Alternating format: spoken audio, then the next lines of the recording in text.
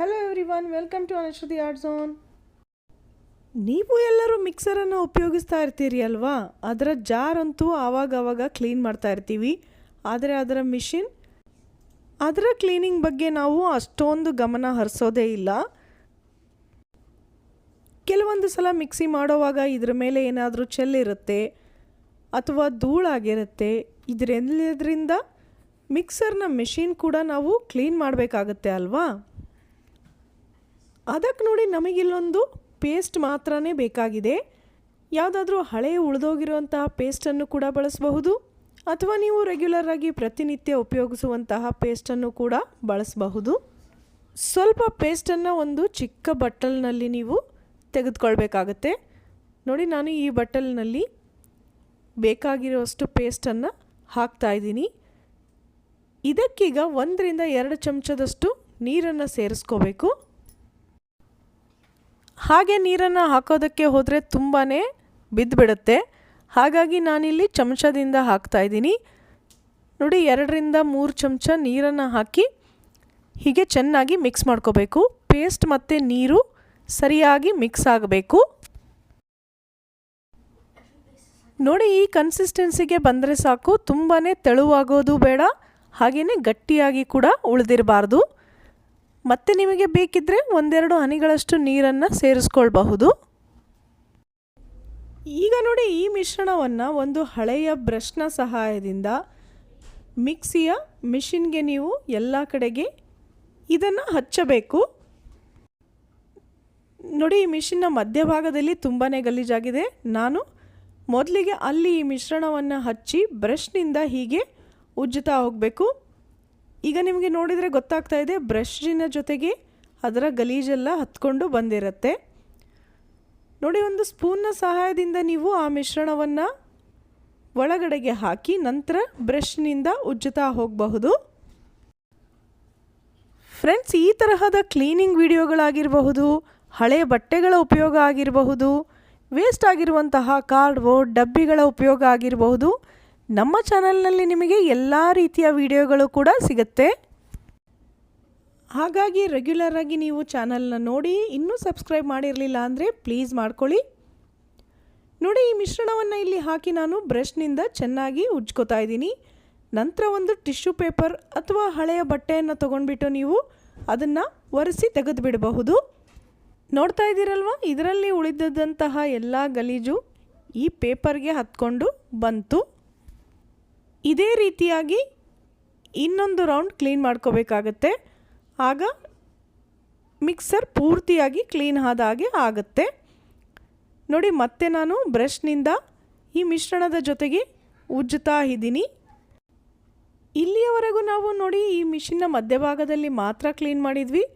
ಇದೇ ರೀತಿಯಾಗಿ ನೀವು ಸೈಡ್ನಲ್ಲಿ ಹಾಗೆ ಅದರ ಬಟನ್ಗಳಿರುತ್ತಲ್ವ ಅಲ್ಲಿ ಎಲ್ಲ ಕಡೆಗೂ ಈ ಮಿಶ್ರಣವನ್ನು ಸರಿಯಾಗಿ ಹಚ್ಚಿ ಬ್ರಷ್ನಿಂದ ಒಂದು ರೌಂಡ್ ಉಜ್ಜುತ್ತಾ ಹೋಗಬೇಕು. ಆಗ ಏನೇ ಇದರಲ್ಲಿ ಗಲೀಜು ಹತ್ತಿದ್ರೂ ಧೂಳಾಗಿದ್ರೂ ಚೆನ್ನಾಗಿಯೇ ಕ್ಲೀನ್ ಆಗುತ್ತೆ. ನೋಡಿ, ಇದರ ಬಟನ್ಗಳ ಹತ್ರ ನಾವು ಕೈನಲ್ಲಿ ಒರೆಸ್ಕೊಂಡ್ರೆ ಅಷ್ಟು ಸರಿಯಾಗಿ ಕ್ಲೀನ್ ಆಗೋದಿಲ್ಲ. ಅದೇ ಬ್ರಷ್ನಿಂದ ಉಜ್ಜೋದ್ರಿಂದ ಅದರಲ್ಲಿರುವಂತಹ ಬ್ರಿಸಲ್ಸ್ ಮಧ್ಯ ಮಧ್ಯ ಪೂರ್ತಿಯಾಗಿ ಕ್ಲೀನ್ ಮಾಡುತ್ತೆ. ಅಡುಗೆ ಮಾಡುವಾಗ ಗಡಿಬಿಡಿಯಲ್ಲಿ ಮಿಕ್ಸಿಯನ್ನು ಮಾಡ್ಕೊಂಡಿರ್ತೀವಲ್ವ, ಆಗ ಇದ್ರ ಮೇಲೆಲ್ಲ ಏನಾದರೂ ಚೆಲ್ಲಿರುತ್ತೆ, ತಕ್ಷಣಕ್ಕೆ ಒರೆಸ್ಕೊಳ್ಳೋದಕ್ಕೆ ಆಗಿರೋದಿಲ್ಲ. ಹಾಗೆ ಬಿಟ್ಟುಬಿಟ್ರೆ ಒಣಗೋಗಿ ಗಲೀಜಾಗಿಬಿಟ್ಟಿರುತ್ತಲ್ವ, ಅದನ್ನೆಲ್ಲ ನೀವು ಇದರಿಂದ ಚೆನ್ನಾಗಿ ಕ್ಲೀನ್ ಮಾಡ್ಕೊಳ್ಬಹುದು. ಎಲ್ಲ ಕಡೆಗೂ ಬ್ರಷ್ನಿಂದ ಉಜ್ಕೊಂಡಾದ ನಂತರ ನಾನು ಒಂದು ಟಿಶ್ಯೂ ಪೇಪರ್ನಿಂದ ಇದನ್ನೆಲ್ಲ ಒರೆಸ್ತಾ ಬರ್ತಾ ಇದ್ದೀನಿ. ಟಿಶ್ಯೂ ಪೇಪರ್ ಬೇಡ ಅಂದರೆ ನೀವು ಒಂದು ಒಳ್ಳೆಯ ಕ್ಲೀನ್ ಆಗಿರುವಂತಹ ಬಟ್ಟೆಯಿಂದ ಕೂಡ ಒರೆಸಬಹುದು. ಆದರೆ ಯಾವುದೇ ಕಾರಣಕ್ಕೂ ನೀರು ಹಾಕಿ ಮಾತ್ರ ತೊಳೆಯೋದಕ್ಕೆ ಹೋಗಬೇಡಿ. ನೀರು ಹೋದರೆ ಆಮೇಲೆ ಮಿಷಿನ್ ಕೆಟ್ಟು ಹೋಗುವಂತಹ ಚಾನ್ಸಸ್ ಇರುತ್ತೆ. ಅಲ್ಲದೆ ಇದನ್ನು ಪ್ಲಗ್ ಮಾಡುವಾಗ ಕೂಡ ನೀವು ಪೂರ್ತಿಯಾಗಿ ಡ್ರೈ ಆಗಿರುವಂತೆಯೇ ನೋಡ್ಕೋಬೇಕು. ನೀವು ಈ ಐಡಿಯಾನ ಟ್ರೈ ಮಾಡಿ ನೋಡಿ, ಹೇಗೆ ಅನ್ನಿಸ್ತು ಅಂತ ಕಮೆಂಟ್ ಮಾಡಿ ತಿಳಿಸಿ. ನಿಮ್ಮೆಲ್ಲರಿಗೂ ಈ ವಿಡಿಯೋ ಇಷ್ಟ ಆಗಿದೆ ಅಲ್ವಾ? ಹಾಗಿದ್ರೆ ಲೈಕ್ ಮಾಡಿ, ಬೇರೆಯವ್ರ ಜೊತೆಗೆ ಶೇರ್ ಕೂಡ ಮಾಡಿ. ಎಲ್ಲರ ಮನೆಯಲ್ಲೂ ಹಳೆಯದಾದ ಟೀ ಶರ್ಟ್ಗಳು ಇದ್ದೇ ಇರುತ್ತೆ ಅಲ್ವಾ? ಅದರಿಂದ ನಾನಿವತ್ತು ಒಂದು ಒಳ್ಳೆ ಉಪಯೋಗ ತಿಳಿಸ್ತಾ ಇದ್ದೀನಿ, ನೀವೆಲ್ಲೂ ನೋಡಿರೋದಿಲ್ಲ. ಮೊದಲಿಗೆ ವೇಸ್ಟ್ ಆಗಿರುವಂತಹ ಟೀ ಶರ್ಟನ್ನು ನೋಡಿ ಈ ತರಹ ಅಗಲವಾಗಿ ಹಾಕ್ಕೊಂಡು ಈ ಲೆವೆಲ್ಗೆ ಕಟ್ ಮಾಡ್ಕೋಬೇಕು. ಅಂದರೆ ತೋಳು ಹಾಗೆ ಕತ್ತಿನ ಭಾಗನ ಕಟ್ ಮಾಡಿ ತೆಗಿಬೇಕು. ಫ್ರೆಂಡ್ಸ್, ನಮ್ಮ ಚಾನಲ್ನಲ್ಲಿ ಹಳೆಯ ಬಟ್ಟೆಗಳನ್ನು ಮತ್ತೆ ಹೇಗೆ ಮರುಬಳಕೆ ಮಾಡಬಹುದು ಅಂತ ತುಂಬ ವಿಡಿಯೋಗಳಲ್ಲಿ ತೋರಿಸಿದ್ದೀವಿ. ನೀವು ಯಾವುದನ್ನಾದರೂ ನೋಡಿರಲಿಲ್ಲ ಅಂದರೆ ಪ್ಲೇಲಿಸ್ಟ್ನಲ್ಲಿ ಬೆಸ್ಟ್ ಔಟ್ ಆಫ್ ವೇಸ್ಟ್ ಅನ್ನೋದರಲ್ಲಿ ನಿಮಗೆ ಎಲ್ಲ ವಿಡಿಯೋಗಳು ಒಂದೇ ಕಡೆಗೆ ಸಿಗುತ್ತೆ. ನೋಡಿ, ಇಷ್ಟು ಕಟ್ ಮಾಡಿದ ನಂತರ ಈ ಕೆಳಗಿನ ಭಾಗ ಈ ತರಹ ರೆಕ್ಟ್ಯಾಂಗಲ್ ಆಗಿ ಇರುತ್ತಲ್ವ, ಇದನ್ನು ಮತ್ತೆ ಎಲ್ಲೂ ಕಟ್ ಮಾಡೋದು ಬೇಡ, ಇದೇ ರೀತಿ ರೌಂಡಾಗಿ ಇರಲಿ. ಹಾಗೆಯೇ ಮೇಲ್ಗಡೆ ಭಾಗನ ನೋಡಿ ಈ ತರಹ ಹರಡಿಬಿಟ್ಟು ಅದರ ಬ್ಯಾಕ್ ಸೈಡ್ ಮಾತ್ರ ತಗೋಬೇಕು. ನೋಡಿ ಈ ತರಹ ಕಟ್ ಮಾಡ್ಕೊಳ್ಳಿ ಒಂದು ಸೈಡ್ಗೆ. ನಂತರ ಒಂದು ರೌಂಡಾದ ಪ್ಲೇಟ್ನ ತಗೊಂಡು ಇದರ ಮೇಲೆ ಅಳತೆ ಮಾಡಿಕೊಂಡು ಒಂದು ಪೆನ್ನಿಂದ ಮಾರ್ಕ್ ಮಾಡ್ಕೊಳ್ಳಿ. ಎಕ್ಸಾಕ್ಟಾಗಿ ಆ ಪ್ಲೇಟಿನ ಅಳತೆಗೆ ಬರಬೇಕು ಅಂತೇನಿಲ್ಲ, ರೌಂಡಾಗಿ ಬಟ್ಟೆನ ಕಟ್ ಮಾಡ್ಕೊಳೋದಕ್ಕೆ ಅನುಕೂಲ ಆಗೋ ಹಾಗೆ ಮಾರ್ಕ್ ಮಾಡಿದರೆ ಸಾಕು. ನೋಡಿ, ಈಗ ಮಾರ್ಕ್ ಮಾಡ್ಕೊಂಡಿರೋದ್ರ ಮೇಲೆ ಕರೆಕ್ಟಾಗಿ ಕಟ್ ಮಾಡಿ. ಈ ತರಹ ಬಂತು ಅದು. ನೋಡಿ, ರೌಂಡ್ ಆಗಿದೆ ಅಲ್ವಾ? ಇದನ್ನೀಗ ಮುಂಚೆ ಕಟ್ ಮಾಡ್ಕೊಂಡಿರೋಂತಹ ಬಟ್ಟೆ ಇತ್ತಲ್ವ, ಅದರಲ್ಲಿ ಈ ರೀತಿಯಾಗಿ ಸಣ್ಣ ಸಣ್ಣದಾಗಿ ನೆರಿಗೆ ಮಾಡ್ಕೋತಾ ಈ ರೌಂಡಾಗಿ ಕಟ್ ಮಾಡಿರುವಂತಹ ಬಟ್ಟೆಗೆ ಅದನ್ನು ಸೇರಿಸಿ ಹೊಲಿಬೇಕು. ಅದಕ್ಕೆ ಮುಂಚೆ ಟೀ ಶರ್ಟ್ನ ಕೆಳಭಾಗ ಇತ್ತಲ್ವ, ಅದನ್ನು ಈ ತರಹ ಉಲ್ಟಾ ಮಾಡ್ಕೊಳ್ಳಿ. ಆಮೇಲೆ ಈ ರೌಂಡಾಗಿ ಕಟ್ ಮಾಡಿರುವಂತಹ ಪೀಸ್ಗೆ ಚಿಕ್ಕ ಚಿಕ್ಕ ನೆರಿಗೆ ಮಾಡಿ ಸೇರಿಸಿ ಹೊಲಿತಾ ಹೋಗಿ.